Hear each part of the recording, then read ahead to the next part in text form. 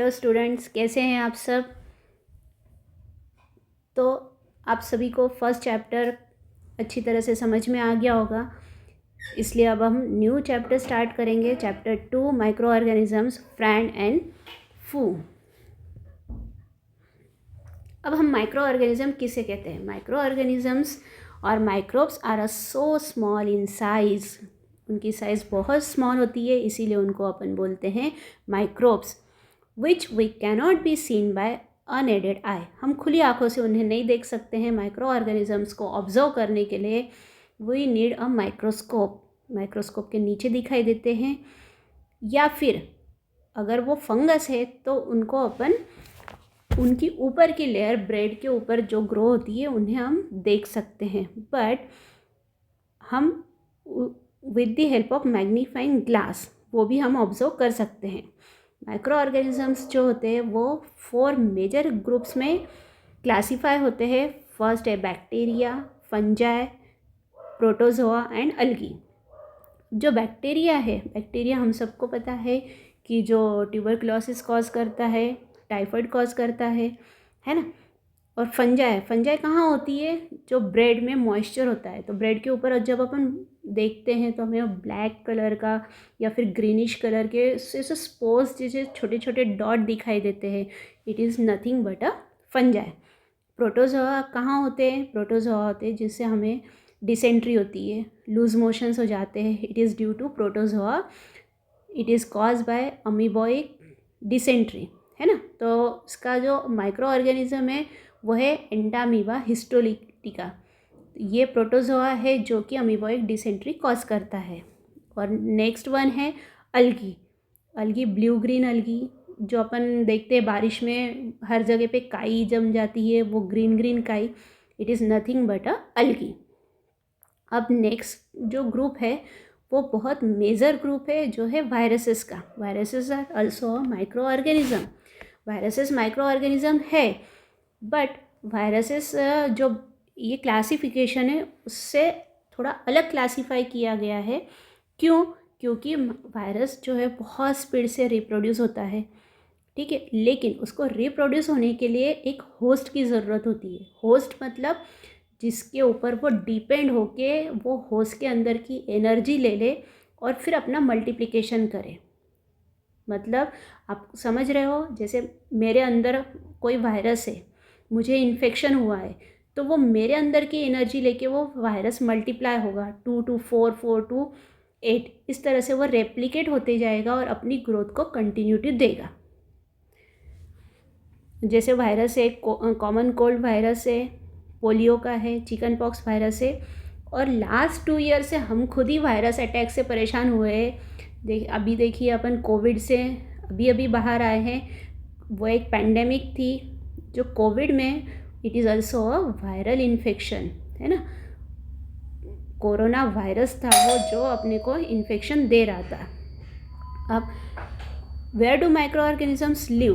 अब ये micro organisms है, ये रहते कहाँ हैं। ये 2 कैटेगरी के होते हैं, यूनिसेल्यूलर एंड मल्टी सेल्यूलर। ये फाउंड होता है inside the bodies of animals and humans. अब जो माइक्रो ऑर्गेनिजम्स है वो अपने फ्रेंड भी है, जैसे आपको ये डायग्राम में दिखाई दे रहा है, आप देख सकते हैं। ये अलगी है, ये प्रोटोजोआ है, ये ब्रेड के ऊपर जो मोल्ड मिलती है वो ये है। फिर अपन पेनिसिलिन और फिर ये एस्परजिलस, ये सब माइक्रो ऑर्गेनिजम्स है।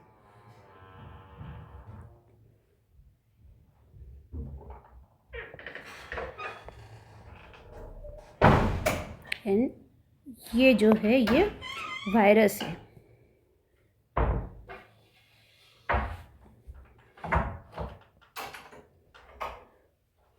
अब हम ये देखेंगे कि फ्रेंडली माइक्रो ऑर्गेनिजम्स, यहाँ तक तो हम समझ रहे हैं कि माइक्रो ऑर्गेनिजम्स है वो क्या है। तो कोई वो माइक्रो ऑर्गेनिज्म फ्रेंडली भी होते हैं, कुछ पैथोजेनिक भी होते हैं। अब हम सबसे पहले स्टडी करेंगे फ्रेंडली माइक्रो ऑर्गेनिजम्स, ठीक है। Friendly micro organisms are use in the preparation of curd. हम सब जानते हैं कर्ड कैसे बनता है, ठीक है, मम्मा क्या करती है, दूध गर्म करती है, उसमें थोड़ा सा वो दूध को ठंडा करती है और फिर 1 स्पून दही का या कर्ड का डाल देती है। उससे क्या होता है, उसको आप 24 आवर्स रखो तो दूसरे दिन आपको बढ़िया अच्छा सा दही मिलेगा। अब जो ये प्रिपरेशन ऑफ कर्ड की प्रोसेस है, ये किस वजह से होती है? It is due to the fermentation. अब ये फर्मेंटेशन करता कौन है? Yes, you guess right, it is a micro organism. Micro organism है जो फर्मेंटेशन करते हैं। अब ये जो है वो ईस्ट करती है, ठीक है। द नेम इज़,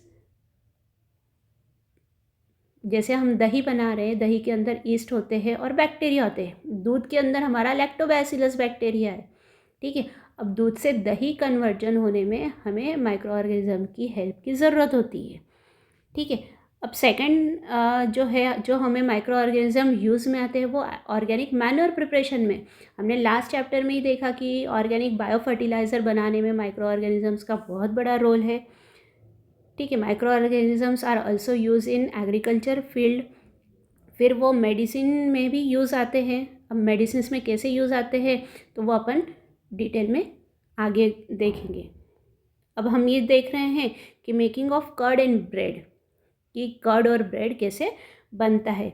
अब हमें पता है कर्ड कंटेन्स दी बैक्टीरिया, ठीक है। जैसे मैंने बताया कि दूध लिया मम्मा ने, उसमें कौन सा होता है? लैक्टोबैसिलस होता है। लैक्टोबैसिलस बैक्टीरिया है जो दूध का दही में कन्वर्जन करता है, ठीक है। अब यहाँ जो होता है वो फर्मेंटेशन की प्रोसेस होती है। Fermentation done by east. East reproduces rapidly and produces CO2 during respiration. अब CO2 बन रहा है वहाँ पे, कार्बन डाइऑक्साइड, तो वो बबल फॉर्म में बनेगा। वहाँ पर फर्मेंटेशन होगा, bubbles of the gas fill the dough and increase its volume, इसलिए उसकी वॉल्यूम बढ़ जाती है और अपन को वहाँ पर बढ़िया सा ब्रेड, जिसमें अपन बोलते हैं कि एक फ्लफ सॉफ्टनेस आ जाती है ब्रेड के अंदर। वो छोटे छोटे से छेद दिखते हैं, पोर्स दिखते हैं, वो nothing but the it occurs due to the fermentation release of CO2 gas. अब हम देख रहे हैं कि कमर्शियल यूज़ ऑफ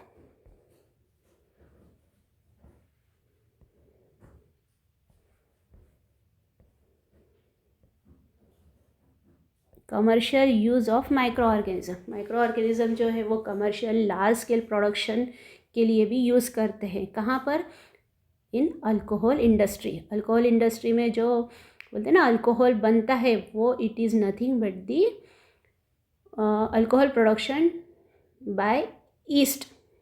अब वहाँ पर भी ईस्ट से अल्कोहल प्रोडक्शन हो रहा है। तो ये कैसे होता है कि बार्ली, व्हीट या फिर राइस ये ले लेते हैं, उसको अंदर ईस्ट डाल देते हैं। ईस्ट डालते हैं तो फिर उसमें फर्मेंटेशन होता है। फर्मेंटेशन किसे बोलते हैं? The process of conversion of sugar into alcohol is known as fermentation. अब जो ये फर्मेंटेशन होता है तो उसमें फिर माइक्रो ऑर्गेनिजम्स वो शुगर यूज़ करते हैं। कहाँ? बार्ली की, व्हीट की, वो शुगर यूटिलाइज करके अपना एनर्जी तो लेते हैं, साथ में वो अपना बाय प्रोडक्ट रिलीज़ करते जाते। तो so byproduct is nothing but a alcohol, ठीक है। अब ये फर्मेंटेशन की प्रोसेस है। It was discovered by a great scientist Louis Pasteur in 1857।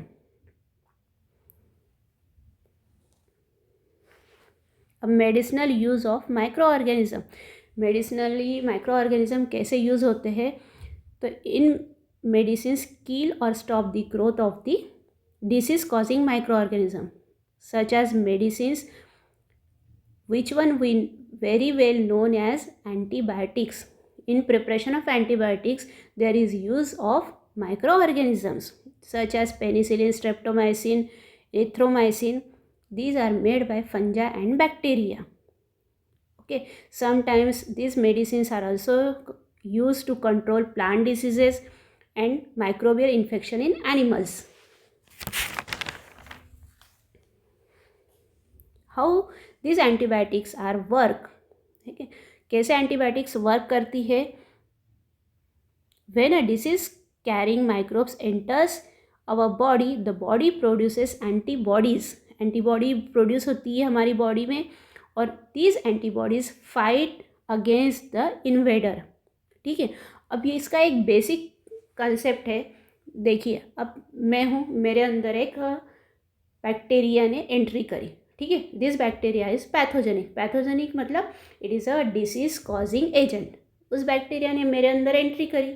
अब मुझे क्या करना है, मेरी बॉडी को मैं इन्फेक्टेड हो गई, मेरी बॉडी उस बैक्टीरिया को नहीं जानती है। ठीक है, तो वो मेरी बॉडी के लिए एक फॉरेन पार्टिकल है। जब वो फॉरेन पार्टिकल मेरी बॉडी के अंदर जा रहा है तो मेरी बॉडी उससे फाइट करेगी। फाइट करेगी तो क्या वो तलवार या भाले से करेगी? नहीं, वो इन दी फॉर्म ऑफ एंटीबॉडी बनाएगी।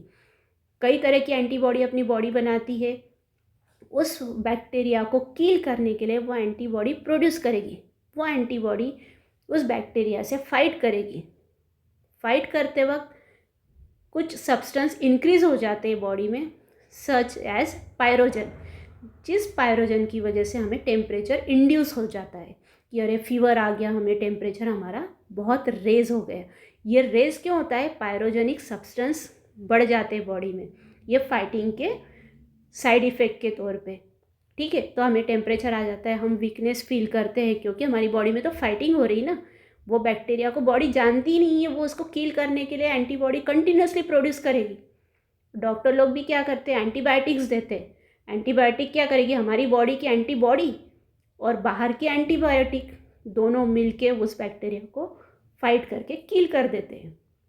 इन सब प्रोसेस में हमारी एनर्जी थोड़ी ज़्यादा रिलीज़ हो जाती है, हमें एनर्जी की कमी हो जाती है, इसलिए हमें वीकनेस लगती है।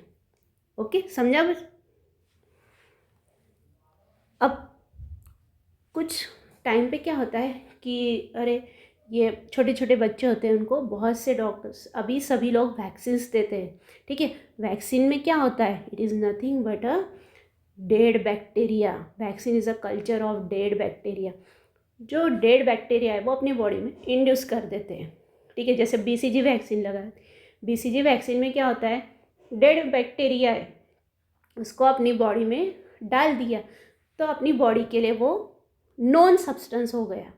इन केस इन फ्यूचर अगर वो बच्चा BCG वैक्सीन के या किसी बैक्टीरिया से इन्फेक्टेड होता है तो वो बॉडी उसको जान लेती कि ये तो मेरा है।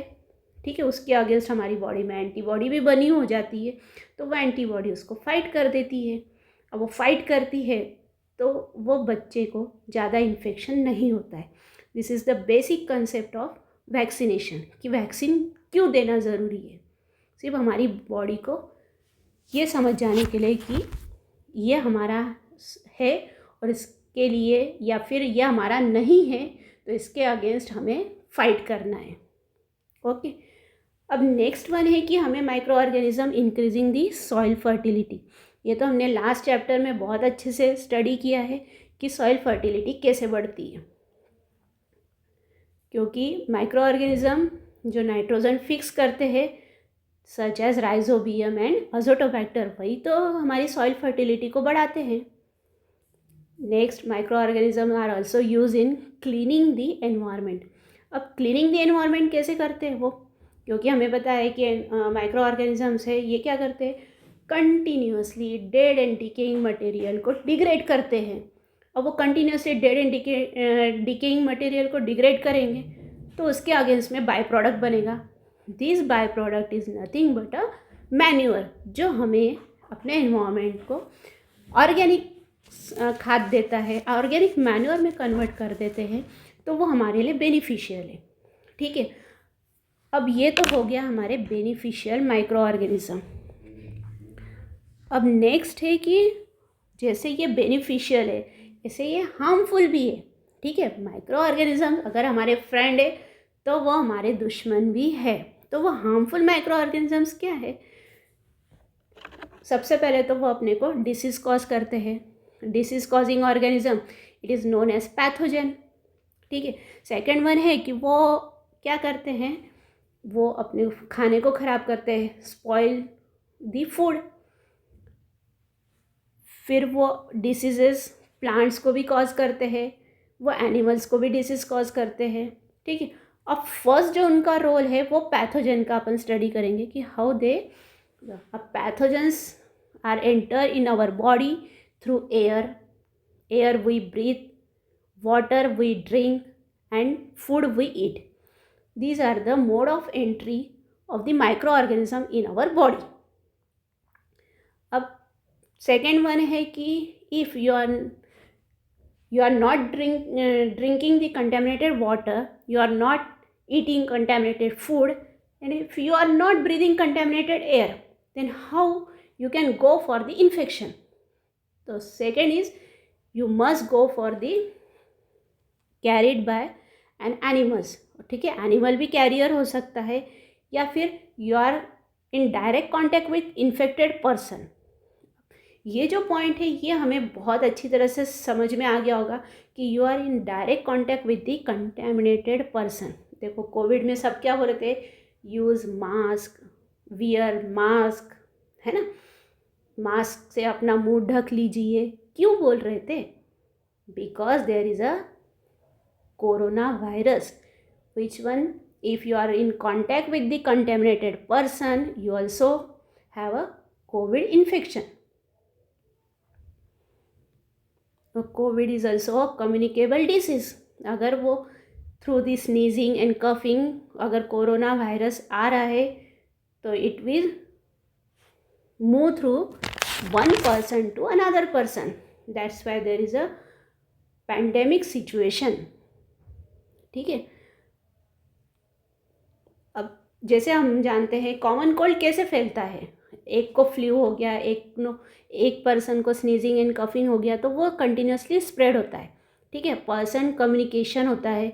वो अगर कोई इन्फेक्टेड पर्सन स्नीजिंग कर रहा है, कफिंग कर रहा है तो उसकी जो उससे एयर से वायरस स्प्रेड हो जाता है. वो स्प्रेड होने के बाद वो एंटर करता है किसी और पर्सन की बॉडी में, हेल्दी पर्सन की बॉडी में, और फिर उससे वो हेल्दी पर्सन भी इन्फेक्टेड हो जाता है.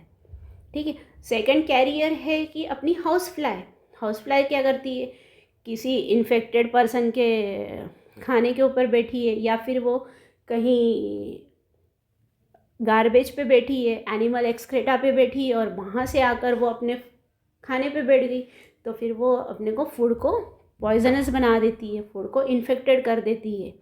ठीक है, अब जो फीमेल एनाफिलस मॉस्क्यूटो है it is the causative agent of malaria infection. ठीक है, मलेरिया कैसे होता है, ये तो अपन बोलते हैं अरे मच्छर ने काट लिया मलेरिया हो गया. नहीं, it is due to the female anopheles mosquito. ये बाइट करती है और फिर अपन को मलेरिया इन्फेक्शन हो जाता है. So how we can avoid these all the things by keeping our environment clean and dry. ठीक है, वहाँ क्या होगा, एनवायरनमेंट क्लीन है, ड्राई है तो मॉस्किटोज़ नहीं होंगे. मॉस्किटोज़ अगर नहीं हुए तो अपने मलेरिया नहीं होगा. अब हम ये देख रहे हैं कि disease causing organisms in animals. ये तो हो गए हम ह्यूमन में इनके देखे, but same diseases are also cause in the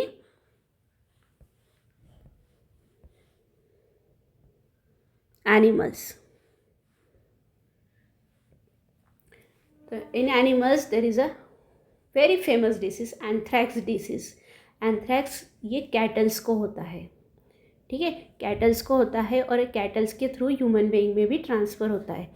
second disease है फुट एंड माउथ डिसीज़. ये भी एनिमल्स में दिखाई देता है. It is due to the micro organism. In plants there are number of diseases.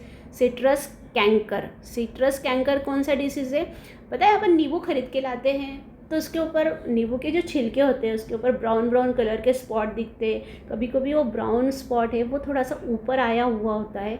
It is nothing but the infection of citrus canker.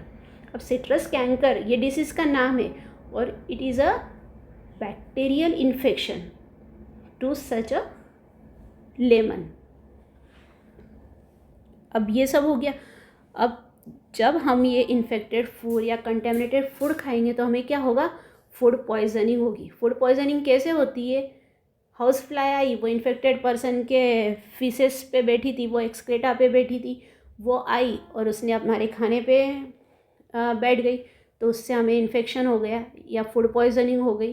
कभी कभी क्या होता है फूड पॉइजनिंग में कुछ बैक्टीरिया की ग्रोथ ज़्यादा अमाउंट में हो जाती है, तो due to this over production of bacterial growth the food get contaminated and we got a food poisoning.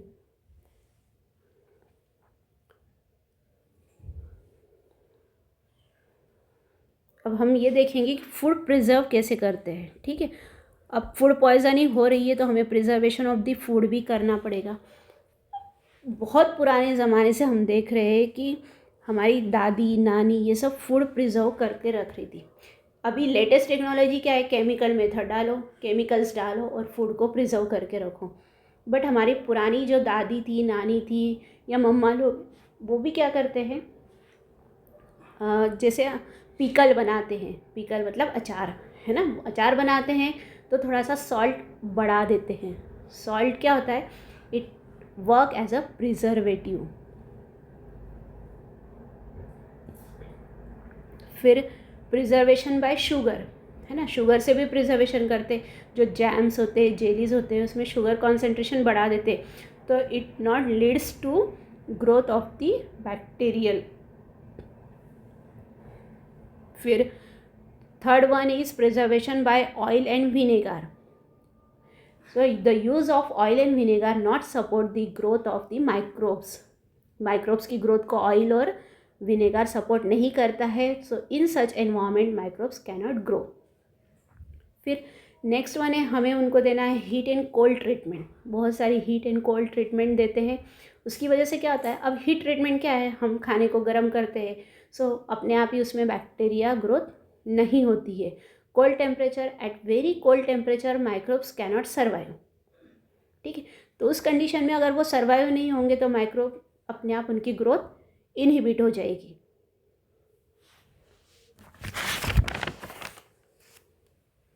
अब ये तो हो गया खाने के मटेरियल को लेके, लेकिन how we can preserve the milk.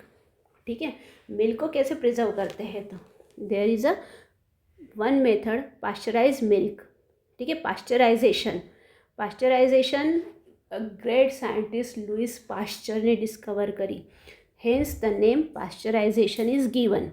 Pasteurise milk can be consume without boiling as it is free from harmful microbes. ठीक है, पास्चराइज मिल्क जो है वो फ्री फ्रॉम हार्मफुल माइक्रोब्स है। At 70 degree Celsius we have to boil for 15 to 30 seconds. We got a pasteurized milk. Now we directly cool it and store it. ठीक है, अब storage and packing of the food material. अब vegetable से, dry fruit से, इन लोगों को कैसे अपन प्रिजर्व करते हैं, so we have to seal it in a air tight packets. Air tight packets, अगर एयर नहीं जाएगी तो उसमें माइक्रोब्स ग्रो नहीं होंगे। It can prevent the attack of microbes. Now up to this step you know that microbes are beneficial, microbes are also harmful. But now the next one is nitrogen fixation. Nitrogen fixation is very important task. It not be done without the help of nitrogen fixing bacteria. It is the important task played by nitrogen fixing bacteria. The two bacteria, Azotobacter and Rhizobium, fixes the nitrogen. Okay, in our environment there is the 78% nitrogen is present. Okay, it is in gaseous form. Nitrogen is a essential component in protein, chlorophyll, nucleic acid and vitamins. Okay, this nitrogen not taken directly by plants and animals. Okay, so this atmospheric nitrogen can be fixed by blue-green algae. They fix nitrogen and convert it into the compound of nitrogen, which compound is used by plants and animals. Now these plants and animals use only the fixed atmospheric nitrogen. When such plants and animals die, bacteria and fungi again decompose the content of this nitrogen and this nitrogenous waste into the nitrogenous compound. It is a continuous nitrogen cycle. Now you can watch this. This is a nitrogen cycle. Okay. Here is a atmospheric nitrogen. This atmospheric nitrogen fixing bacteria fix this atmospheric nitrogen.